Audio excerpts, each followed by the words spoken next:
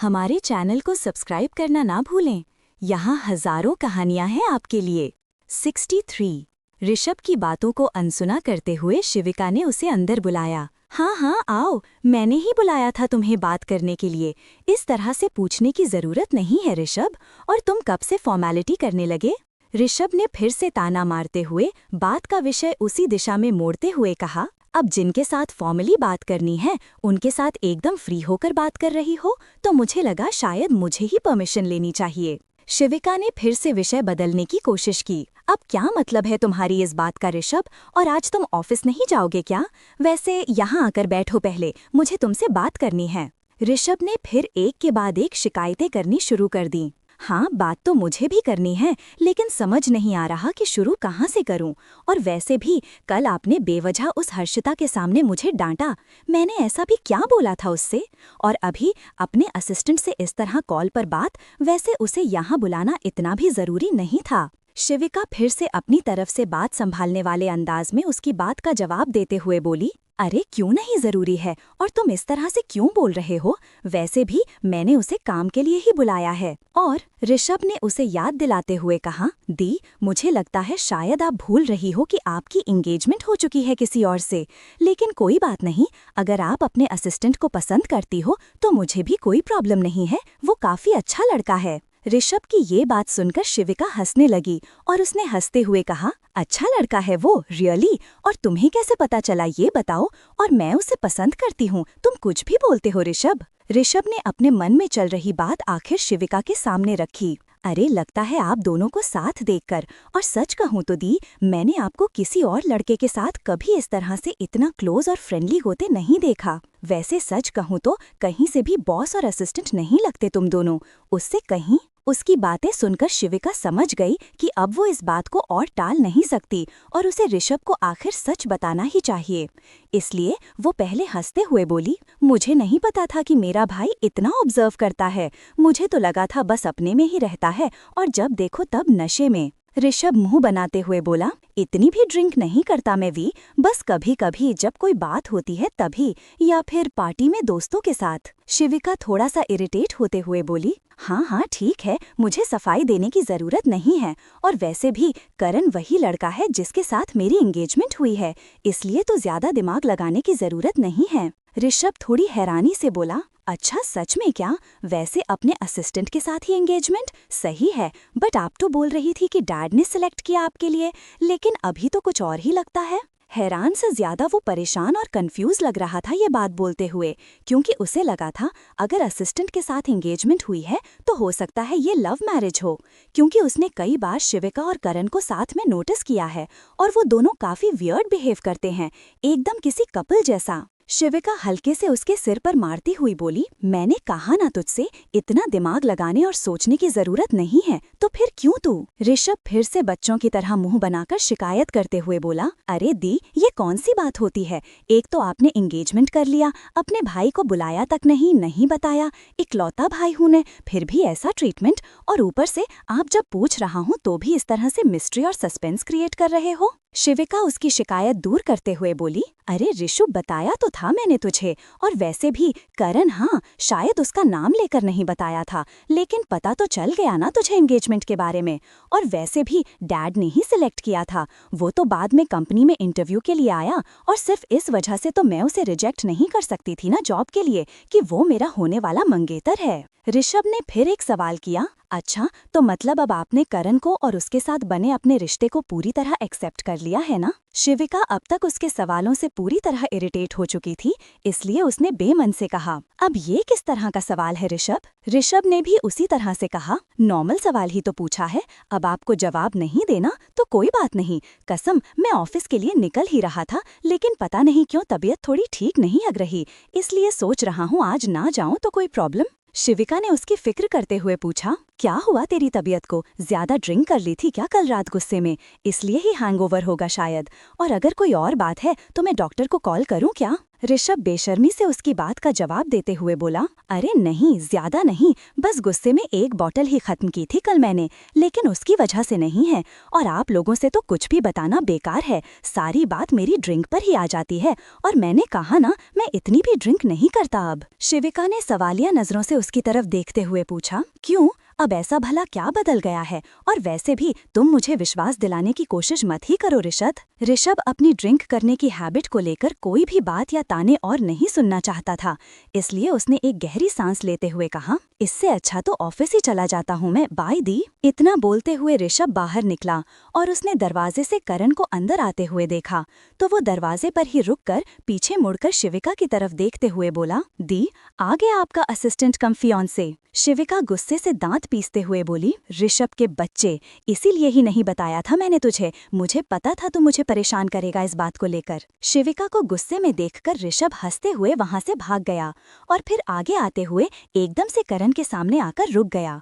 उसके इस तरह सामने आ जाने पर करण की अपनी जगह रुक गया और बोला, क्या हुआ, ठीक हो तुम या फिर आज भी नशे में ही हो? ऋषभ पहले ही अपनी ड्रिंक करने की बात को लेकर शिविका के मुंह से सुबह से इतना कुछ सुन चुका था और उस पर करण ने भी यही बात कर दी तो वो कुछ ज्यादा ही ट्रिगर हो गया और गुस्से में बोला, क्या है यार, तुम सब मुझे नशेड़ी ही समझते हो क्या? मैं हर वक्त नशे में नहीं रहता, और वैसे भी तुम ऊपर कहाँ जा रहे हो? दी तो वहाँ नीचे वाले कमरे में ही है, पैर की वजह से ऊपर नहीं जा पाई ना बेचारी। करण ने एकदम नॉर्मल आवाज में कहा, अच्छा, बताने के लिए थैंक्स ऋषभ। ऋषभ ने ऊपर से नीचे तक करण को देखकर चेक करते हुए कहा, हाँ हाँ ठीक है, कोई फॉर्मेलिटी नहीं, वैसे मुझे पता है तुम असल में कौन हो। उसकी ऐसी नजरों और बातों दोनों का ही मतलब करण को समझ नहीं आया, इसलिए उसने कंफ्यूजन से पूछा, असल में कौन हूँ मतलब? ऋषभ ने उसकी बात का जवाब दिया, वो तुम अपनी बॉस से पूछ लेना, मैं निकलता हूँ, मेरे पास इतना टाइम नहीं है आज, वैसे भी लेट हो गया, देखो 12 बज गए हैं।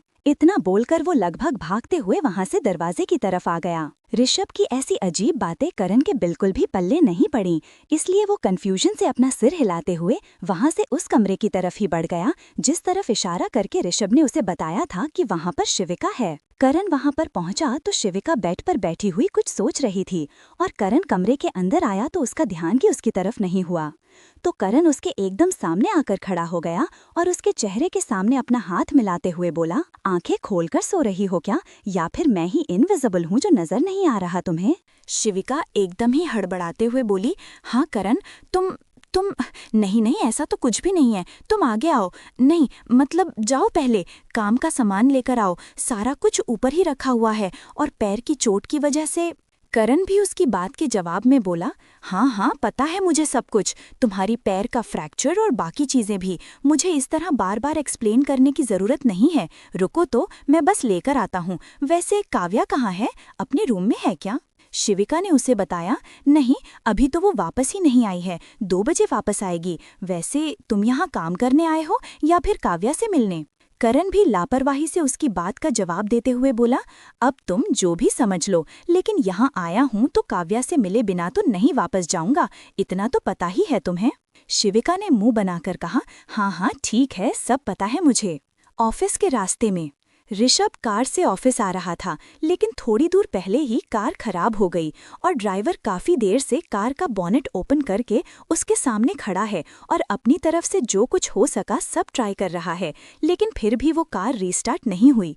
तो फिर ऋषभ भी कार से बाहर आ गया और बोला, नवीन, कार ड्राइवर का नाम, भैया प्रॉपर सर्विसिंग करवा लो इस कार की, इस तरह रोज रोज बीच सड़क में खराब होगी तो इससे अच्छा तो मैं पैदल ही आना जाना शुरू कर दूं।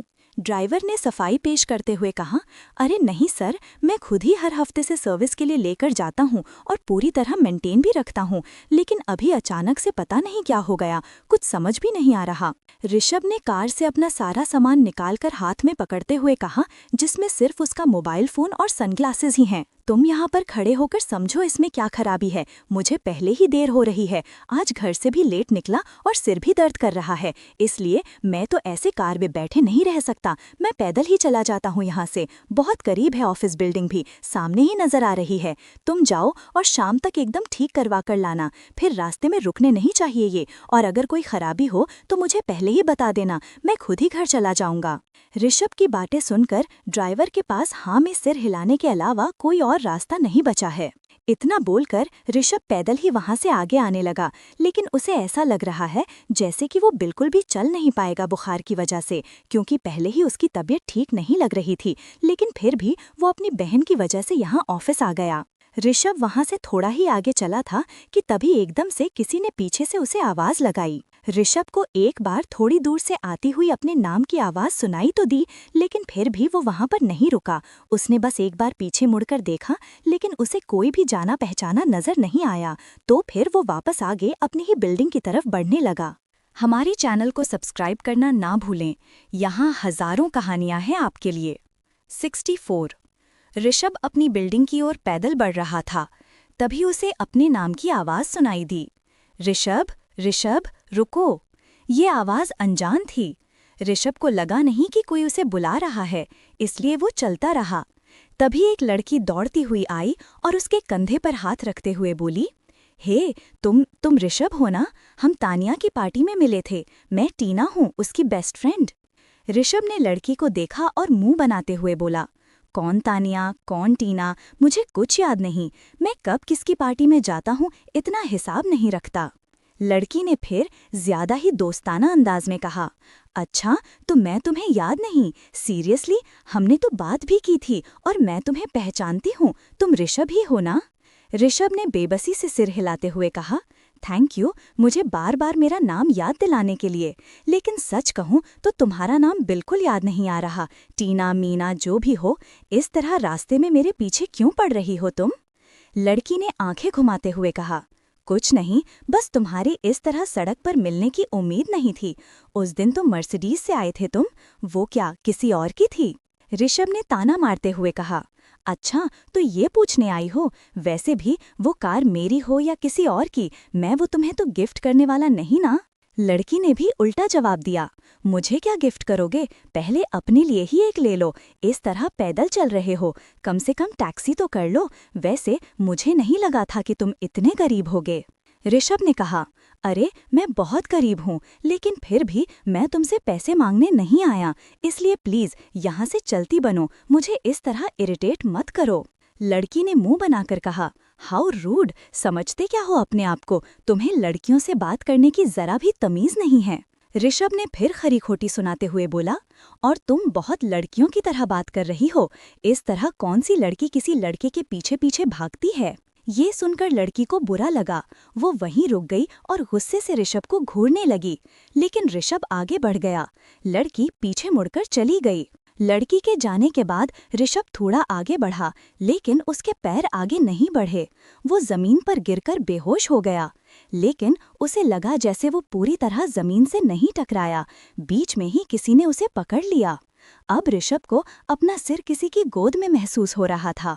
उसकी पलकें भारी थीं, वो ठीक से समझ नहीं पा रहा था कि क्या हुआ।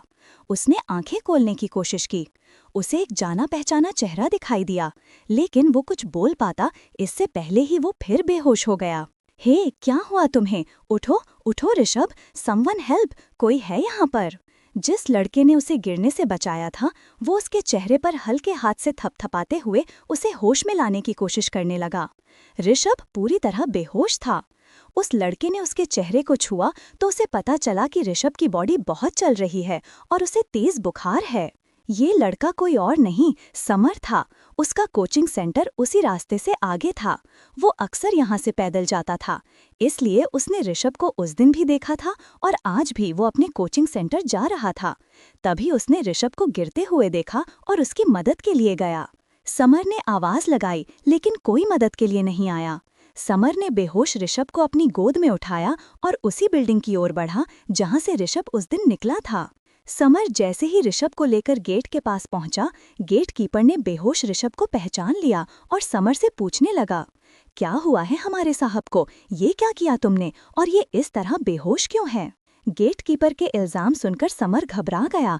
अरे, मैंने कुछ नहीं किया भैया, मैं तो बस इनकी मदद कर रहा था। वो सड़क पर बेहोश पड़े थे और कोई मदद के लिए नहीं आया, तो तुम डॉक्टर को फोन करो या फिर इनके घर पर किसी को बुलाओ। गेट कीपर के पास भी ऋषभ को उस हालत में देखकर समर पर इल्जाम लगाने का वक्त नहीं था। उसने समर की मदद की और ऋषभ को बिल्डिंग के अंदर एक लाउंज एरिया में ले गया। वहां उन्होंने ऋषभ को लिटा दिया। बेहोश होने के बाद भी ऋषभ ने समर का हाथ पकड़ा हुआ था। समर ने भी हाथ नहीं छोड़ाया और उसके पास खड़ा हो गया। फिर उसने एक सिक्योरिटी गार्ड से कहा, इनके किसी जानने वाले को कॉल करके बुलाइए या फिर डॉक्टर को। ठीक उसी वक्त दिव्या अपनी एक कलीग पूजा के साथ लिफ्ट से बाहर आ रही थी। उसने भीड़ देखी और वहां जाकर देखा तो सोफे पर बेहोश ऋषभ को देखकर थोड़ी ओवर एक्टिंग करते हुए चिल्लाई, Rishabh, oh my God Rishabh, तुम्हें क्या हो गया? इसे क्या हुआ है? ये इस तरह बेहोश क्यों है और यहाँ पर? दिव्या की बातें सुनकर Samar, watchman, gate keeper, security guard, जितने भी लोग थे सब एक दूसरे का मुंह देखने लगे। दिव्या तो इस तरह चिल्ला रही थी जैसे वो ऋषभ की वाइफ या गर्लफ्रेंड हो। समर ने आराम से दिव्या को समझाते हुए कहा, आप कौन हैं और प्लीज इस तरह मत चिल्लाइए, वो बेहोश है, मुझे भी नहीं पता इसे क्या हुआ है, और अगर आप भी नहीं जानती हैं और इनकी इतनी फिक्र है तो प्लीज डॉक्टर को कॉल करिए जल्दी से। बेहोश ऋषभ की तरफ देखते हुए पूजा ने दिव्या के कान में धीरे से कहा, ये ऋषभ सर को क्या हुआ?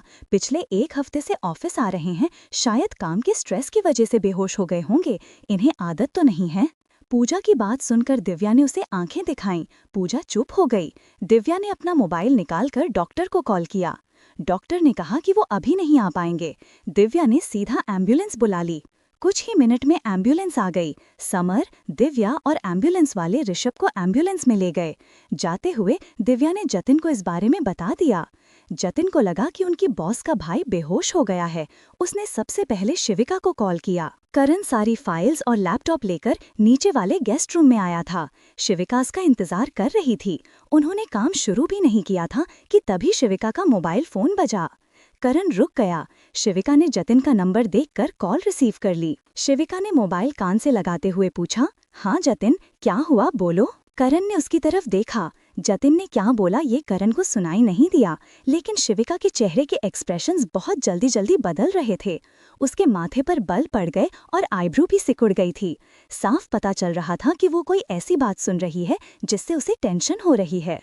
पूरी बात सुनने के बाद उसी तरह के एक्सप्रेशन के साथ शिविका ने फोन पर ऑर्डर देते हुए कहा, जतिन सुनो, तुम जो भी काम कर रहे हो वो छोड़ो और तुरंत हॉस्पिटल जाओ। साथ ही मुझे हॉस्पिटल का नाम और एड्रेस मैसेज करो। इतना बोलकर शिविका ने कॉल डिस्कनेक्ट कर दिया, लेकिन वो अभी भी परेशान लग रही थी। उसने एक हाथ अपने चेहरे पर रखकर कहा, वो कह रहा था कि आज उसकी तबीयत ठीक नहीं है, लेकिन मैंने उसकी बात नहीं सुनी। सब मेरी गलती है, सच में सब।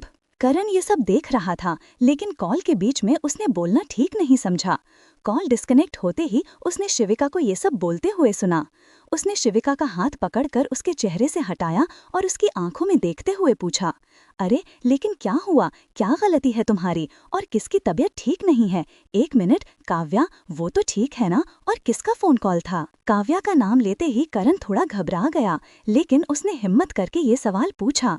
शिविका ने पहले धीरे से नहीं में सिर हिलाया और फिर धीमी आवाज में कहा, ऑफिस से फोन था, वो ऋषभ, उसे पता नहीं क्या हो गया है। हाँ, वो सुबह बोल रहा था कि शायद उसे फीवर है, लेकिन मैंने नहीं सुनी उसकी बात। कहा कि ड्रिंक करने की वजह से उसे हैंगओवर हुआ होगा, लेकिन अभी वो बेहोश हो गया है और सब उसे हॉस्पिटल ले गए हैं, लेकिन मैं वहाँ भी नहीं जा सकती पैर की वजह से।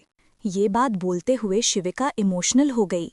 ऋषभ के बेहोश होने का गिल्ट वो खुद पर ले रही थी, और इससे ज्यादा गिल्ट उसे इस बात का था कि वो अपने पैर में चोट की वजह से तुरंत अपने भाई को देखने नहीं जा सकती। करण ने उसके हाथ पर हाथ रखते हुए कहा, अरे शांत हो जाओ तुम पहले, और क्यों नहीं जा सकती? चलो मैं हूं ना, मैं लेकर चलता हूं तुम्हें। हॉस्पिटल ही तो जाना है, जाकर देखते हैं। लेकिन काव्या, वो वापस आएगी तो तुम्हारे बारे में पूछेगी ना, उसका भी वापस आने का टाइम हो रहा है। करण खड़ा हुआ, लेकिन फिर काव्या के बारे में याद आते ही उसे थोड़ी काव्या की भी टेंशन हुई। शिविका ने कहा, मैं फोन कर दूंगी काव्या के ड्राइवर और ज्योति को, अगर वो ज्यादा जिद करेगी तो फिर उन्हें भी हॉस्पिटल बुला लेंगे, लेकिन अभी ऋषभ से मिलना ज्यादा इम्पोर्टेंट है, चलो हम चलते हैं। क्रमशः